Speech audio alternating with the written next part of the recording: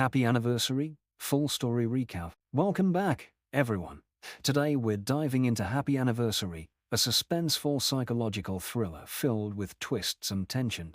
Buckle up, it's a story that starts off sweet but quickly takes a turn into something much darker. It's Bonte and Stephen's anniversary. We meet Bonte, who's in her mid-20s, at home preparing for the special day.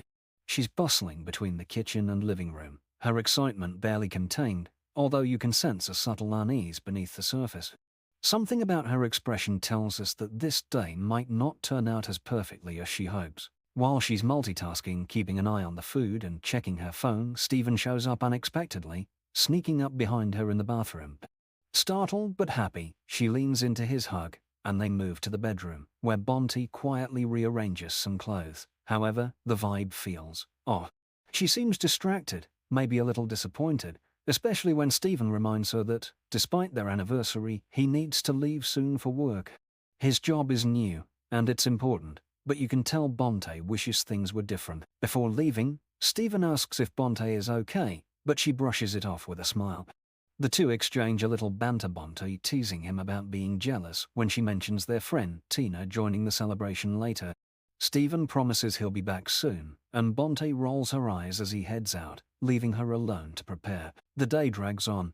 Bonte naps for a bit, but when she wakes up, there's an air of quiet tension in the house. She covers the food, checks her phone, and heads to the patio to get some fresh air. The weather outside is calm, but cloudy, a fitting backdrop for what's about to unfold. Just as she settles on the patio, her phone rings. It's her friend Laetitia on a video call. Laetitia chats about the anniversary gift she's trying to find, mentioning the French wine that Stephen likes, Sweet Rose. But during their conversation, Bonte's mind seems somewhere else.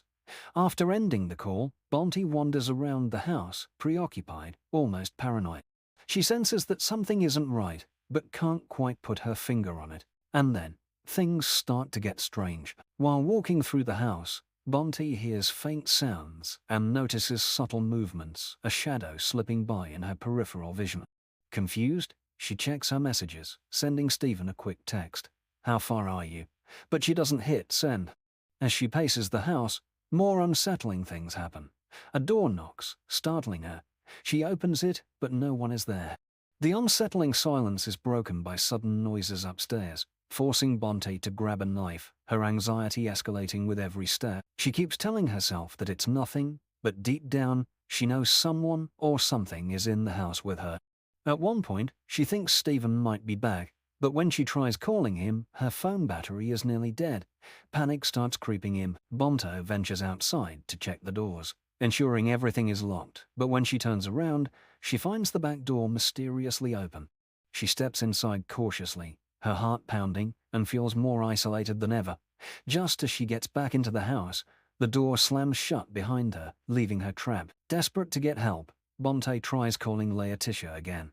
No luck. Frustrated, she picks up her phone and sends the message she was composing earlier to Stephen, hoping for a response. But before she can think further, she hears an ominous vibrating sound coming from upstairs. It's Stephen's phone, ringing on the bed.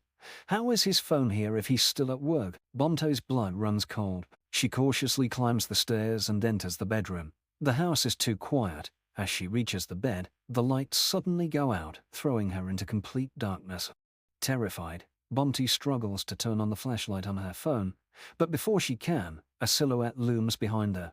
The figure is so close that she can feel it. When the lights flicker back on, Bonte is standing alone. She runs to the living room, knife still in hand, and that's when she hears the front door open. Stephen has finally arrived, but her relief is short-lived. The shadowy figure reappears just behind Stephen, and without hesitation, Bonte pulls him inside, slamming the door behind him. Stephen is confused and tries to calm her down, but Bonte, in a panic, insists there's someone in the house. At first, Stephen brushes it off, thinking she's imagining things, but as the lights flicker again, his expression shifts from disbelief to fear. Then, the unthinkable happens. Out of nowhere, the masked intruder lunges at them. In the struggle, Bonte grabs her knife and stabs the man. He falls to the floor, unmoving. Bonte stares at him, her breath heavy, adrenaline coursing through her veins. Stephen looks at the body in shock and rushes to pull off the man's mask. And that's when the real twist is revealed. The man lying dead on the floor isn't a random intruder, it's someone both Bonte and Stephen know. A sickening realization washes over Bonte as Stephen angrily questions what she's done. In her mind, she was defending herself, but Stephen's reaction suggests that there's more to the story than she understands. Suddenly, Bonte's laptop rings. It's Tisha calling back. Stephen quickly shuts the laptop, silencing the call. When Bonte asks why he did that, Stephen becomes cold and calculating. He tells her they need to get rid of the body, warning her that if anyone finds out what happened, she could be arrested. In shock, Bonte hesitates, but Stephen presses her. As they prepare to move the body, Bonte notices Stephen's phone lying on the table. Something doesn't sit right with her, and when she checks the messages, her worst fears are confirmed. The masked man was Bonte's ex, and the messages between him and Stephen reveal a chilling truth. They had been planning this together. The entire night, the anniversary, the strange occurrences was a setup, a twisted game orchestrated by the two men. Before Bonte can react, the lights cut out once more. A sudden blow knocks her unconscious, and everything fades to black. In a chilling post-credits scene, Tisha arrives at Bonte's house, worried about her friend. Stephen answers the door, looking strangely calm. When Tisha asks where Bonte is, Stephen claims she ran away. As Tisha hesitates on the doorstep, Stephen invites her inside, and just like that, the door shuts behind her. That's Happy Anniversary, folks, a suspenseful, psychological rollercoaster filled with betrayal, manipulation, and fear. What started as a simple anniversary celebration spiraled into a nightmarish web of lies and violence. What do you think was Bonte's fate sealed from the beginning, or did she have a chance to escape? If you enjoyed this recap, don't forget to like, subscribe, and hit the notification bell for more thrilling story breakdowns. Until next time, stay safe and trust no one.